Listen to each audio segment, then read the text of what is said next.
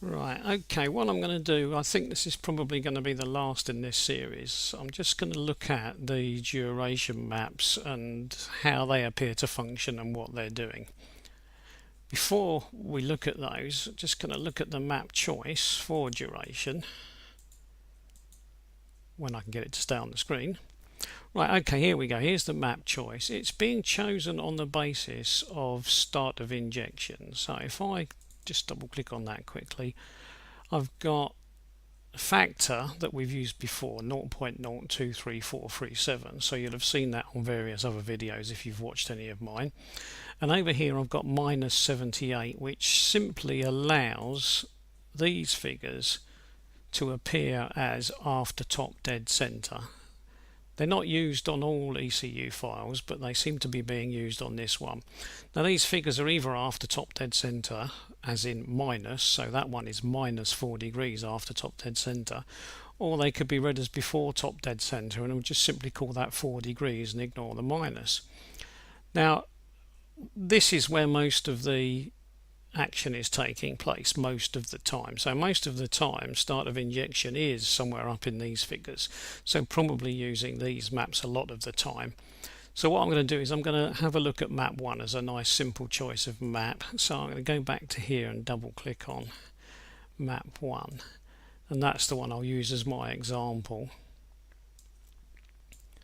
Now make it slightly bigger. Now I could look at it in 3D mode, and if I do that though, it's a little bit more difficult to explain what's going on in the figures, so I'll probably keep that in text view. Now, as in many of these maps, the two things are basically the same, in that if you increase the injection quantity, you're also increasing the revs per minute. So whichever way you look at it, you can almost only look at this one and not worry too much about revs, because you know if this one is rising, that one obviously is at the same time.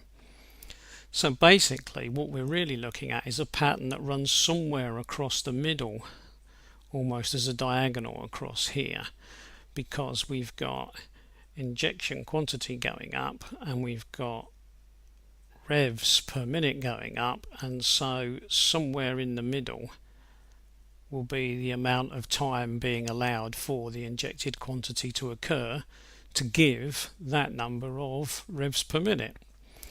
And if we look at these figures, what we've got here, let's just pick a particular spot. It doesn't really matter which, but it might be simpler to just run down one particular spot or run across one particular spot. So if we pick a figure, let's say here we've got 10 milligrams. So okay, let's consider injecting 10 milligrams. So we'll go across and we look, and 10 milligrams, depending on the revs, we don't want to look at these really low ones because they're obviously not practical in real life. So 10 milligrams, if we come across here to somewhere in the region of 1,000–1,200 revs per minute, you can see it's 8.51, 7.76. So 10 milligrams is taking somewhere around about 8 degrees of crankshaft rotation. So 10 milligrams, 8 degrees. Now, as it revs up and gets faster and faster and faster, you can see that the amount of time being allowed to inject this amount is actually reducing. Or the time in degrees is reducing, so the number of degrees is reducing.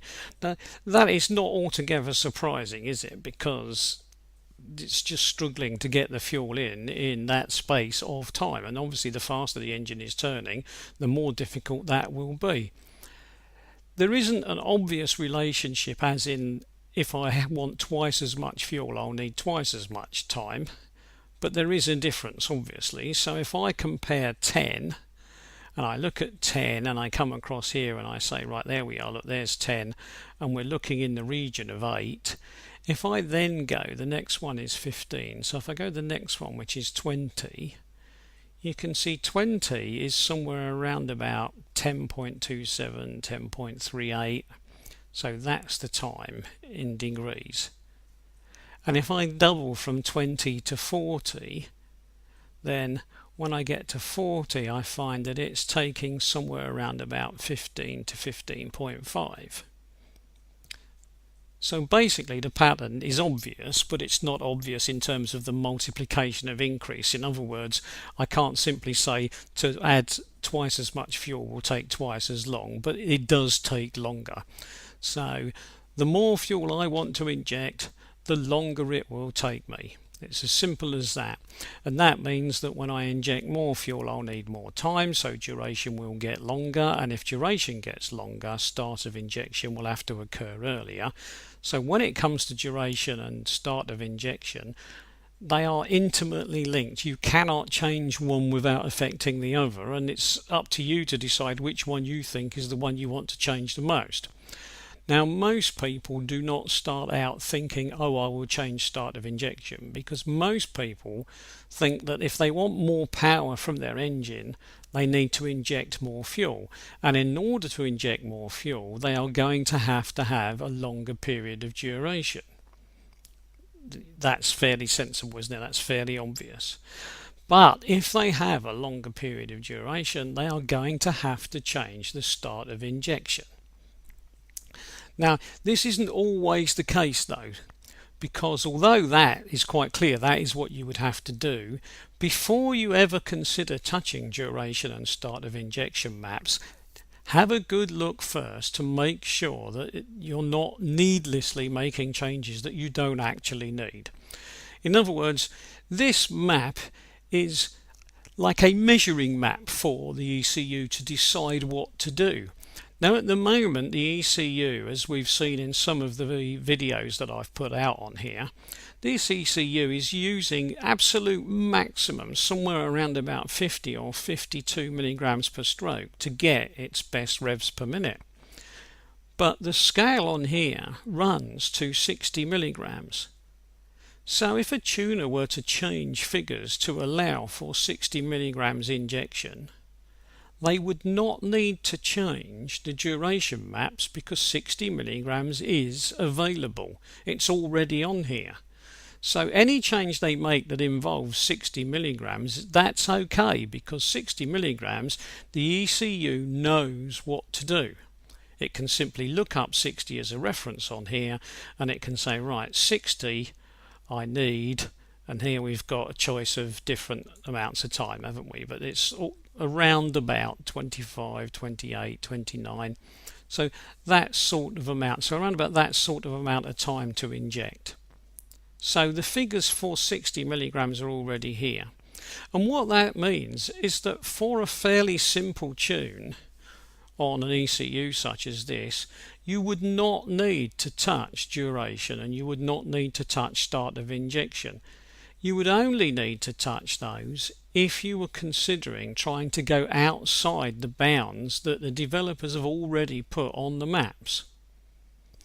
And once you go outside those bounds, you are moving into unknown territory, and that's when you risk doing some sort of damage to your engine, which is why it's always a good idea not to touch these without looking on forums and places like that to see what other people have already tried. Because unless you want to be the guinea pig, or you want your car to be the guinea pig, it's probably better to check to see what other people have successfully tried. And if they can give you some values that they have successfully tried, then there's a reasonable chance you can use those without damaging your car. Of course, if you want to try something that no one else has tried, then you are the guinea pig and you will have to live with consequences.